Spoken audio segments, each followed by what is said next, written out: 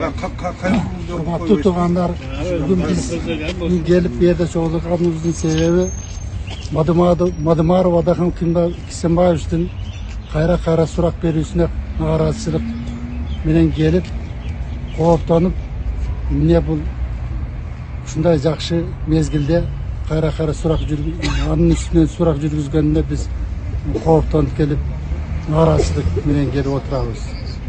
Yani biz bayaqı Kırgızda aytkanday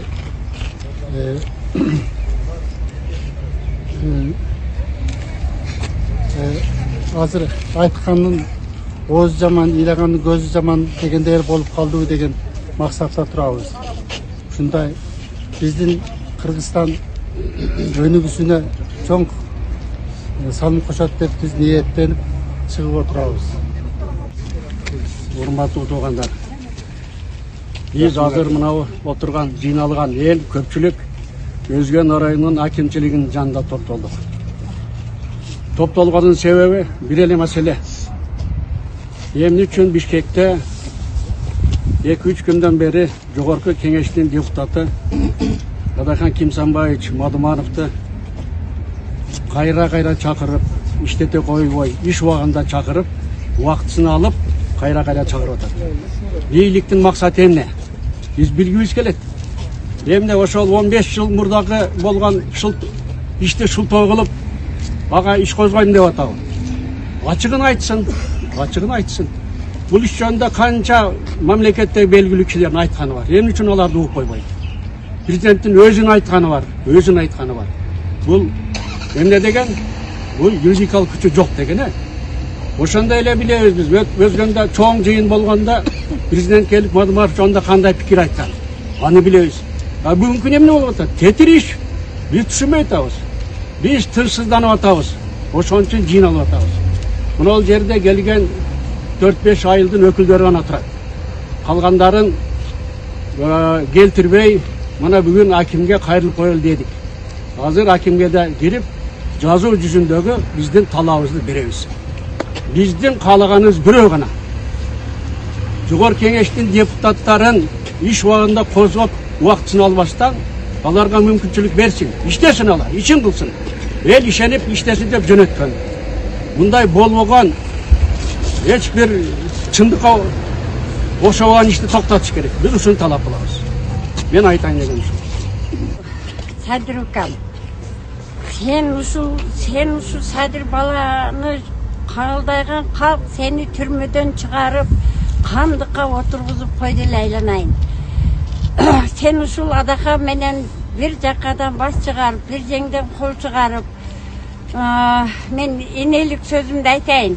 Айнанайын, энелердин жүрөгү мынча сыздата турган болдуңар, айнанайын. Садыр, sen калкка кан болдуңбу? Же душман болдуңбу? Эмне үчүн мынтип эле путтан тарта бересиңер? Адакам деген балам эмне кылып атат?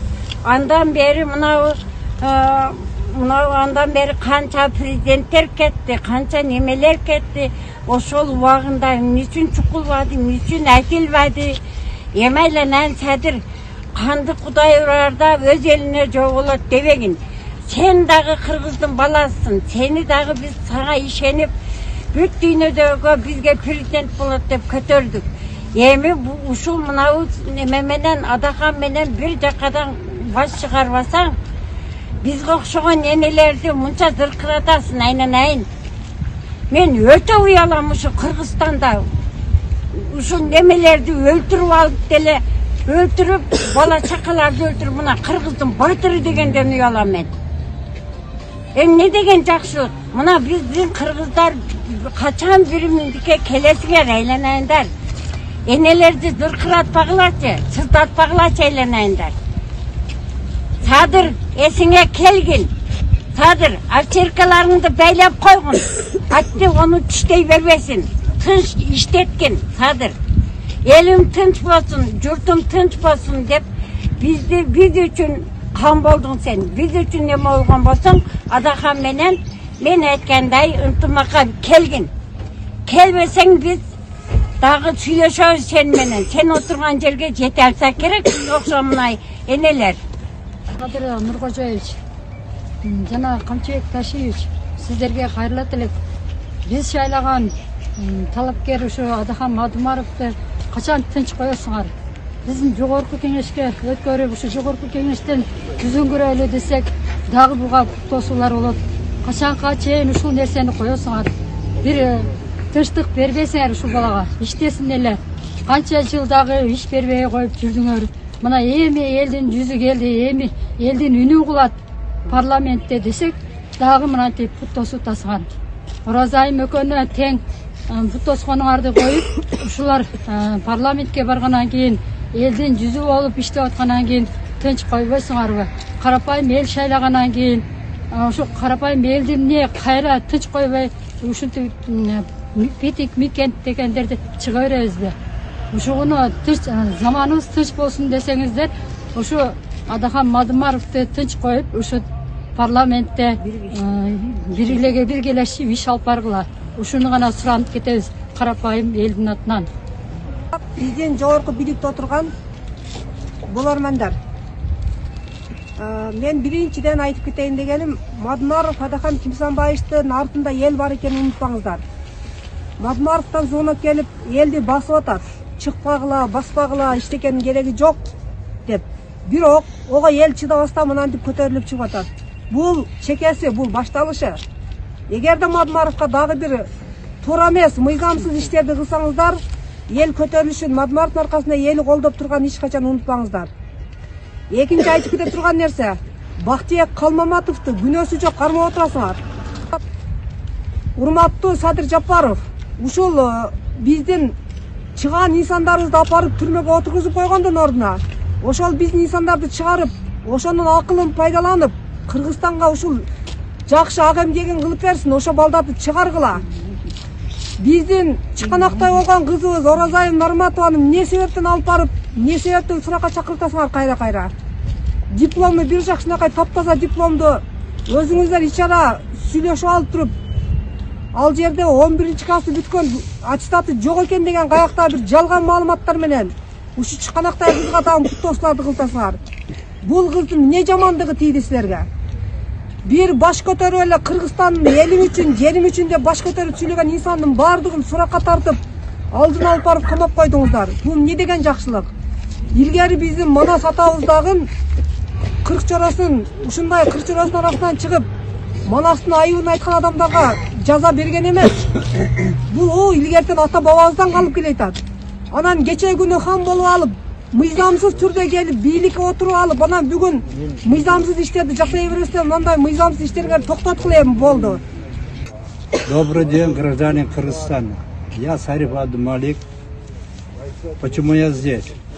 Потому что я гражданин Кыргызской республики, вот даже стяг нашей республики. Я не мог. Кайдыгерлик. Я обращаюсь ко всем гражданам Кыргызстана. Мы будем в Кыргызстане жить по закону или по понятиям. Сейчас всех волнует проблема. Вот партия Бутын Кыргызстан в количестве 6 человек. Какими препятствиями они добились, да? Дайте работать. Сейчас идет борьба между правдой и ложью, несправедливостью. Сколько бы мы ни обращались бы, они все там знают наверху. Поэтому я прошу, давайте жить по закону Кыргызстана, который притворяет Адахам Кимсанбаевич. Давайте жить по закону. И не надо одному человеку быть и следователем, и прокурором.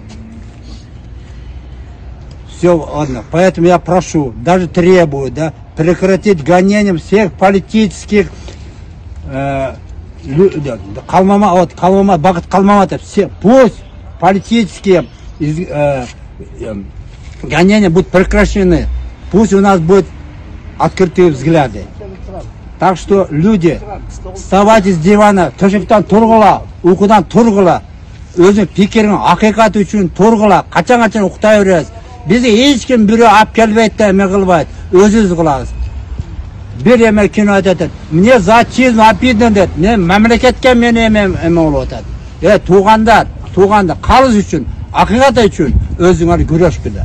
Кандай күрөшкүлө? Калем үчүн күрөшкүлө. Досуңузду туура бергиле. Ошон үчүн баарыңа тынч амандык, Құдағы şu Kırgızстans оңалады. Алла Таала Kırgızстан şunçalık merimin qarab atat. Uykudan turgula. Özüңөр pikириңерди эмерди колдогула. Катты айтсам бекер болот.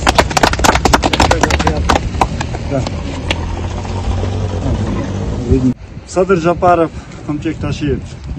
Эми бул көзгө көрүнүп эле турат. Не кылып атканыңар көзгө көрүнүп эле турат. Эми силерден мен сурамайм, талап кылам да. Мадмарстан татбак болгон. Эми бул оюндун кереги жок болгон. Силерге ачык айтат. Көрүнүп турат, Мадмаров менен кимди коркутабыз? Кимди эмне кылабыз дегениңер бул айдан ачык болуп көрүнүп турат. Садыр Жапаров, Камчек Ташиев. Эсиңер болсо, Мадмарстан татбак болгон. Силер өткөн ишке салават дейт. Бул жерде Адахан Кесанбаевич өзү да айтып атат. Юридикалык күчкө ээ эмес деп айтып келейтат и дагы айтат. Садыр Жапаров кечегинде парламенттик шайлоонун астында өзү туруп айткан ошол жерде. Биз юридикалык күчкө ээ эмес, бирок тажик тарап таанып атат деди. Юридикалык күчкө ээ болбосо, аны эмнеге шылтоо кылып көтөрүп атасыңар? Мен жеке өзүмдүн талабым, сурамбайм, талабым Мадмарстан Оразайым Нарматовадан колуңарды тартпа. Ошол эле. Бул жакшы жолго алып барбайт туугандар. Силер ошол жерде Мадмаров менен Оразайым Нарматова менен 85 депутатты коркутабыз деп ойлоп атасыңар. Биз көрдүңөрбү, керек болсо Мадмаровду коркутпайбыз деп атасыңар. Бирок ал жол жакшы жолго алып келбейт туугандар. Ошол жерде силердин өбөлүңөр да ачып атат, бетиңер да ачып атат. Ошон үчүн силер чычалап, ушул кишинин артынан чукулап атасыңар. Буну бүт Кыргызстан көрүп турат. Жүрөгүндө бар адам көрүп турат буну. Мен Кудайдан эле коркпойм. Эч кимден коркпойм. Бир акабыз айткан эле ошол акабыз. Мына Куршапка келип, тилиңерди жулуп алам деп. Эч кимдин тилин жула албайт дагы, жулган эмес дагы. Баш kesmeye бар, тил kesmeye жок дейт. Ошондуктан кичине ойлонуп, Адахан Кесанбаевичтен тартпа колуңар. Онун кереги жок. Мынтип апарып коркутабыз, апарып отургузуп коебуз деген оюңардан кайтып туугандар. Бул жакшы жолго алып барбайт. Эч качан. Эч кимдин тилин жула албайт дагы, эч кимди камай албайт дагы. Ойлоп атат окшойт. Мен отуруп чыккам, бул адам да отуруп чыгыш керек деп. Ал андай тарыхта да болбойт дагы. Отурган эмес, отурбайт дагы. Ошол нерсени эсиңерге тутуп билип алгыла. Ve korkuş, darıge, bu adamga ne gerek de, men kaydager emesmin. Adahan Mадмаровна, men yaşım 18'ge jetip, şaylaga hukukun kelgeninden beri, Adahan Mадмаровду gana koldop, keleytam, iyi koldoyum da. Dakansa koldop kelem.